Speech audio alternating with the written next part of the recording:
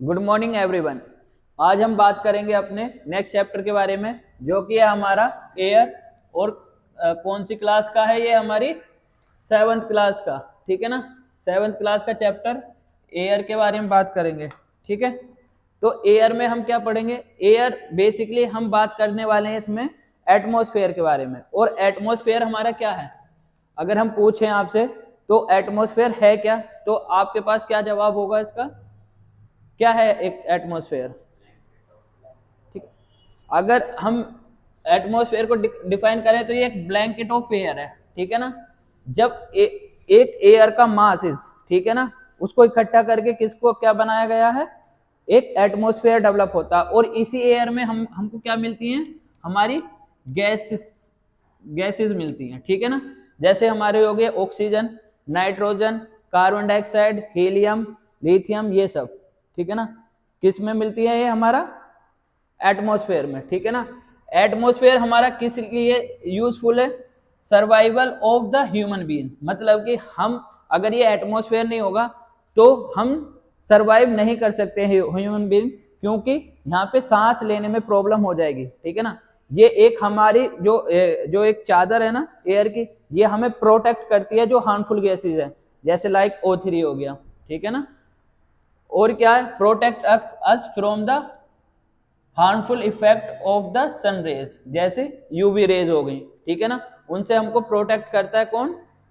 Atmosphere. ठीक है ना, एटमॉस्फेयर जो कि हमारा ब्लैंकेट ऑफ एयर भी है। ठीक है, without this blanket of the protection we world we baked alive by the heat of the sun during day and get frozen during the night. अगर ये ब्लैंकेट नहीं हो हमारा एटमॉस्फेयर का, ठीक है ना, तो डे में तो हम इतना हाई टेम्परेचर चला जाएगा कि उसको हम बर्न आउट हो जाएंगे। ठीक है ना, समझे? और नाइट में क्या हो जाएगा? फ्रोजन, मतलब एक तरीके से हम जम जाएंगे अगर हमारा क्या नहीं है? एटमॉस्फेयर नहीं है। ठीक है, हम 7th क्लास के चैप्टर 4 एयर में हम पढ़ेंगे कंपोजिशन ऑफ एटमॉस्फेयर। ठीक है, second structure of atmosphere, weather और क्लाइमेट पढ़ेंगे इसमें। Fourth one temperature, air pressure, wind और मॉइस्चर। ठीक है, और साइक्लोन के बारे में पढ़ेंगे। ठीक है, आगे कुछ फैक्ट हैं उनके बारे में पढ़ेंगे। ठीक है, ये हम पढ़ने वाले हैं किसमें? चैप्टर 4 एयर में। ठीक है ना, क्लास 7th। अब हम देखेंगे कंपोजिशन कैसा हुआ है। ठीक है ना, कंपोजिशन मतलब किस चीज से मिलके वो चीज बनी है हमारी एटमॉस्फेयर। ठीक है, समझे? तो एटमॉस्फेयर किससे मिलके बना है? नाइट्रोजन। नाइट्रोजन हमारी कितनी परसेंट है? Bulk of the atmosphere. मतलब कि जो दो गैसेज है हमारी, ऑक्सीजन एंड नाइट्रोजन, ये मेजर इंपॉर्टेंट रोल प्ले करती हैं किसमें? डेवलपमेंट ऑफ द एटमॉस्फेयर के में। ठीक है ना, ऑलमोस्ट 78% हमारा यूज होता है नाइट्रोजन और 21% ऑक्सीजन। ठीक, समझे?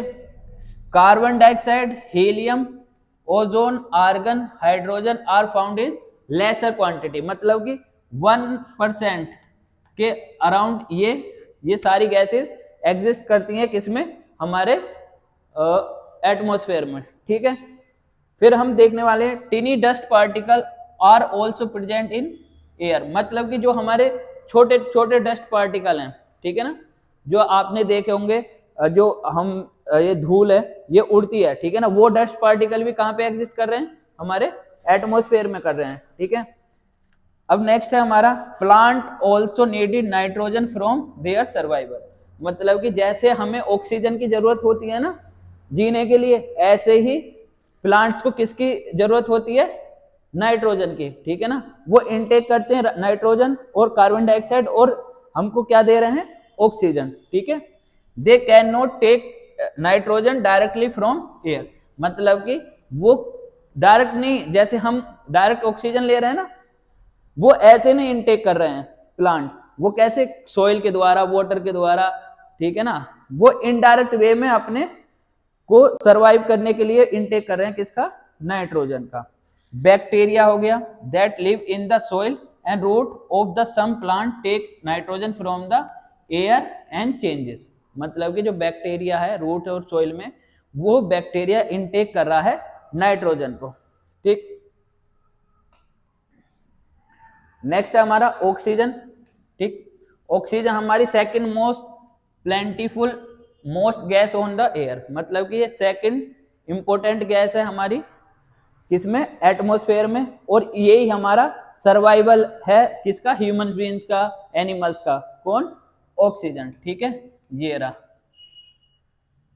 अगली है हमारी carbon dioxide, another important gas. ठीक है, ये क्या है, green plant use carbon dioxide to make their food and release oxygen. मतलब कि जैसे एक फूड होता है ना, किसी को जब हम खाना खाते हैं तो एनर्जी आती है, ऐसे ही हमारे जो प्लांट है वो क्या इनटेक कर रहे हैं, कार्बन डाइऑक्साइड। ठीक है ना, और रिलीज क्या कर रहे हैं, वो हमारी ऑक्सीजन को वो रिलीज कर रहे हैं।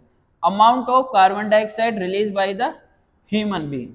मतलब कि जो कार्बन डाइऑक्साइड है हम इनटेक क्या करेंगे, ऑक्सीजन, और छोड़ क्या रहे हैं हम, कार्बन डाइऑक्साइड। और उसको कौन इनटेक कर रहा है, हमारे प्लांट। ठीक है ना, जब भी तो बोलते हैं कि एफोरेस्टेशन करो, डिफोरेस्टेशन से हमारी ग्लोबल वार्मिंग बढ़ जाती है, क्लाइमेट चेंज होता है।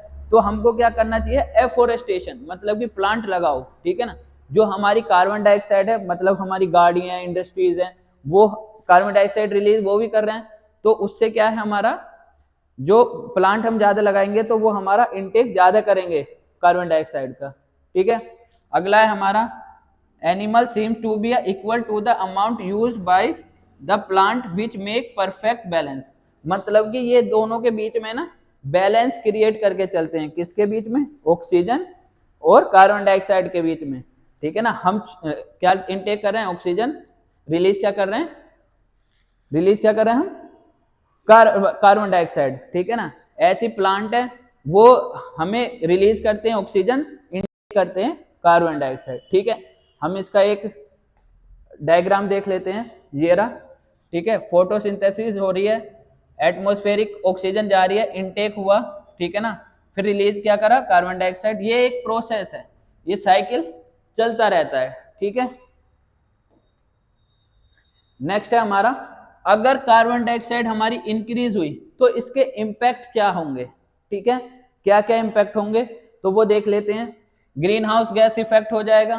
ठीक है ना, अगर ग्रीन हाउस गैस इफेक्ट होगा तो ट्रैपिंग हीट रेडिएशन, मतलब कि जो हीट है हमारी वो ट्रैप हो जाएगी एक जगह। ठीक है, और अर्थ एटमॉस्फेयर बिकम लाइएबल, मतलब कि जो हमारा अर्थ का जो एटमॉस्फेयर है वो रहने के लायक नहीं रहेगा। क्यों, क्योंकि इससे हमारा ग्लोबल वार्मिंग बढ़ जाएगी। ठीक है, और नेक्स्ट है हमारा,